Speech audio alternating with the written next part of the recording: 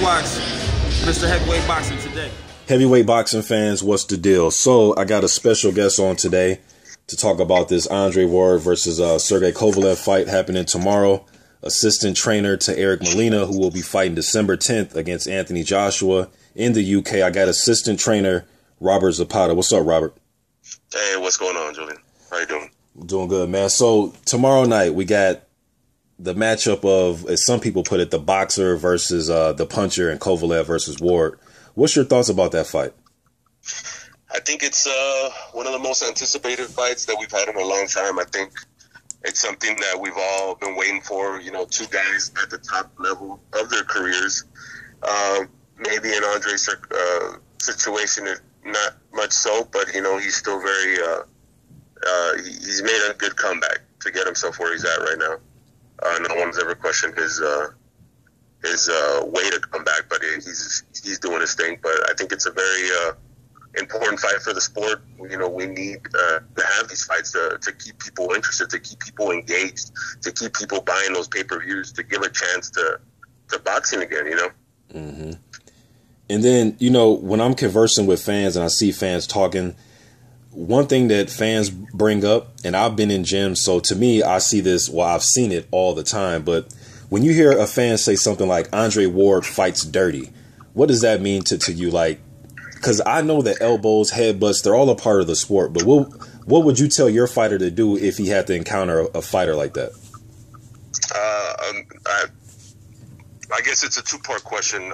First on Andre Ward, and then the second question, correct? Yeah. If he's dirty? Yep. Well, what would I say to a fan? I would say that their lack of understanding of the game is imperative to see what they're seeing. You know, they might see it as dirty, but you know, there's rules and regulations, and the ref is supposed to abide by those rules. And if those things aren't being addressed in the ring as you're fighting, then in all reality, if you really want to be transparent, let's just say they're valid and they're good to do.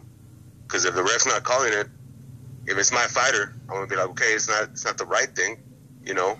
But if every fighter's gonna use it to their benefit, you know, that's my opinion on that. Okay. In terms of that. Okay. And what do you see are some of the qualities of a guy like Sergey Kovalev besides the big right hand? I mean, let's be real about Kovalev. You know, he's dominated every performance, right?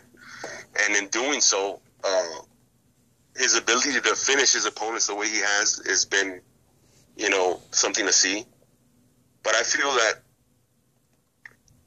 maybe I feel with him is if he ever gets put to a decision of, man, should I continue? We're getting hit in the right spot at the right time, even more so the timing. You know, maybe if he gets put to make a decision, you know, all fighters do. Whenever you get hit a certain way, you know, where it makes you question stuff like, damn, that was a good one. Do I want to continue? You know, I feel that Sergey, you know, I think he has that edge. Has he been put on that edge yet? No. That's why we're watching this fight, you know, because Andre and Kovalev themselves have dominated so much that we don't know that if they've ever been put in that situation, which in my opinion they haven't, right? So we're just going to find out more about them to have these questions answered, if that makes sense. Do you consider Kovalev a good boxer? Because a lot of people, they just talk about his power. To me, when I watch him, I think he does a good job at controlling the distance, not necessarily, you know, fighting off his back foot a la Muhammad Ali, but to me, he does a good job of controlling the distance. And I think if Andre doesn't find a way to get inside or establish his own jab, and he's trying to fight Kovalev just from Kovalev's range, I think he could be in trouble. I agree. I feel even more so, you know, Andre's got the skill set, though. You know, he could do lateral movement. He could do pot shots from different angles, from up to the side, you know, left, right. I feel that his pedigree, and I'm not questioning Ward's pedigree, is good enough to recognize these situations as they're happening and make an immediate adjustment, if that makes sense. No, it makes sense. Yeah. And then what are some of the qualities you see in Ward? I know you said the skill set. I mean, I just feel the guy, you know, I'm not sure if everyone still remembers, the Super Six. He fought all the top guys, within, what was it, a year or two? Is that how long that Super Six Yeah, took? I believe it was about 2 years, if I can remember. And I feel that he ruled that division. He was vindicated by every victory he took in there and left no question about it, regardless of how those victories came.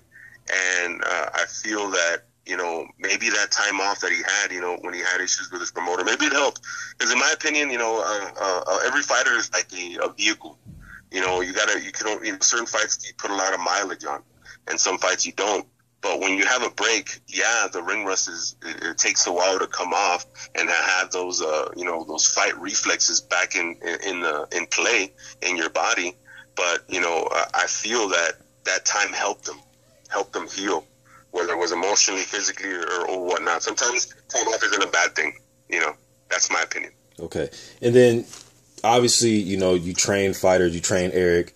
Now, from a fan's point of view, when I look at Andre, man, a lot of people think he's like, I don't know, they mistaken him for like he's soft or something, to put it in those terms. But like, to me, he can turn into a bully in the ring, and a bully in a good way. Like when I watched him fight Dawson, right? He was roughing him up, man. And there was a few times, like when the round had ended, when the guys were walking to their corners, Dre was kind of like, when guys cross each other's path, they kind of they kind of bump shoulders. And Dre did it in a way like, this is my ring. You know what I mean? Dre has like this dog in him when he fights. I think that's something that's undervalued by a lot of fans, man.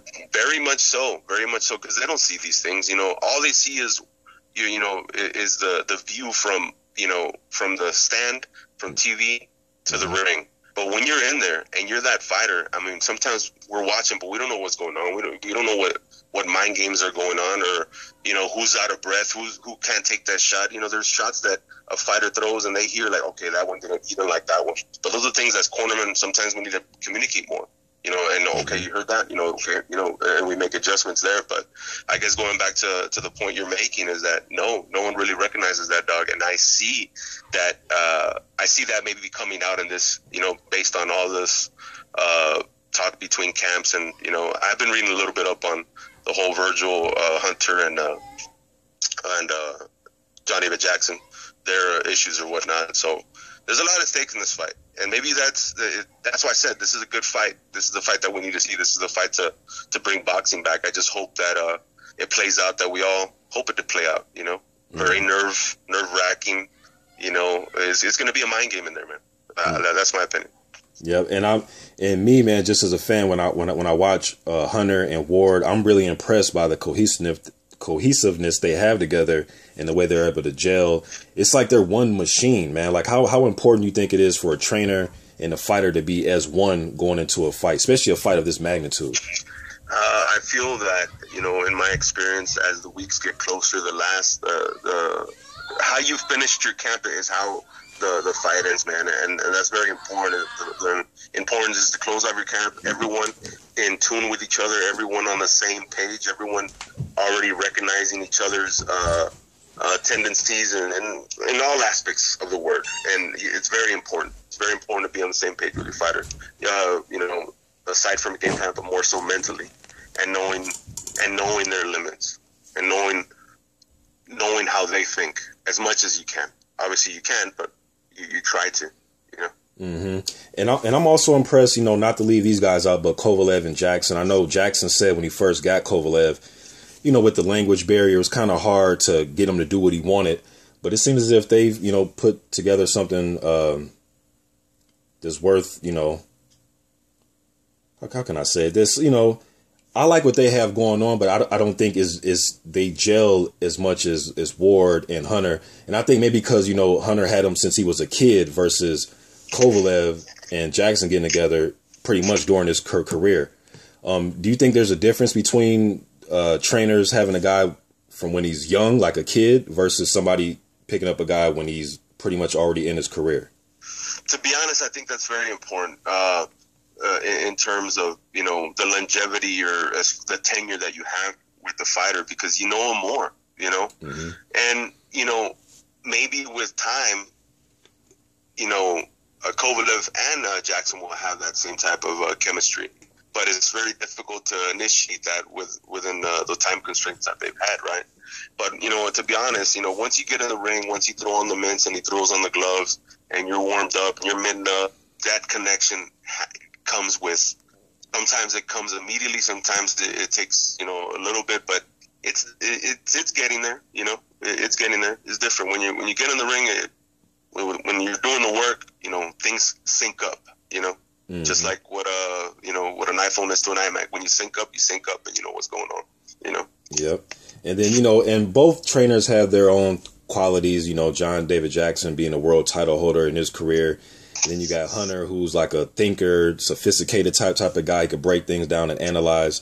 So I think both corners, good. You know, I think it's good for these guys to have those guys in their corner. Now, when we break down this fight, man, what do you think is going to happen on fight night, and who are you picking to win the fight? You know, man, it's one of those that, you know, every day I feel something different.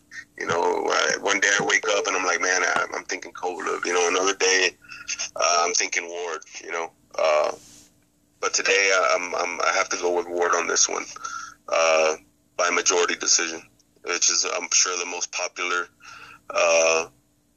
The popular outcome of everyone's opinion, but I feel that he can. I feel that with his skill set, he's going to come out with a unanimous decision. Yeah, that's what I'm going. I'm going with unanimous decision, Andre Ward. I'm thinking 116, 112, somewhere around there. I'm thinking that Ward is going to take away his best weapon, and that's his right hand. I know he has a pretty good jab. I was watching some Kovalev fights the other day, and he has a real good jab to the body. He likes to set up his right hand. He just isn't going to come out and just fire away right hands. He will set it up, but I just see Ward taking away his weapons, whether it's his jab or his right hand or both of them. I just see him taking it away. And that's what you have to do. You have to take away what someone else does well. That's the most important thing, because as soon as you start playing someone else's game, things don't work out that well, you know? Mm-hmm. So you take away what they got, and then you start to make a person think. And when you start making people think, that's when you take advantage of that thinking time, if you catch my drift. Yeah, no, I totally understand that. Then, like you said earlier, Ward with his lateral movement, I think he's just going to play different games and use his movement.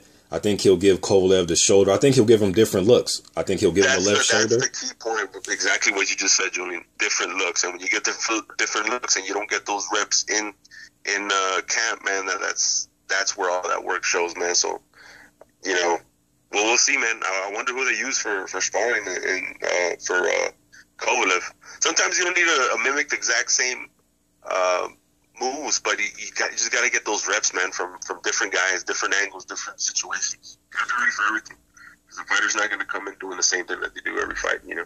Yep. Well, I know one guy they got was and I read this, they got Usyk. They got Alexander Usyk, the cruiserweight kid that just beat Krzysztof Glowacki for the cruiserweight title. I know they got Usyk. Usyk's a damn good fighter. Yeah. So that's a good look right there. Yeah, that's good. That's you know good. What I mean? So I like that. Wow. Yeah. That's even solidifying my decision even more so. Yep. So, yeah. So it's gonna be that's what I think. It's gonna be a damn good fight tomorrow, man. Nice talking to you on this. Any last words? Oh no, just just want to keep the sport going. I hope this fight plays out the way we all expect it to. Fireworks maybe, more a little bit of a controlled aggression, but message to the fans: just catch December 10th, Joshua versus Molina. We're ready to shock the world. That's all I ask of everyone. Positive vibes only.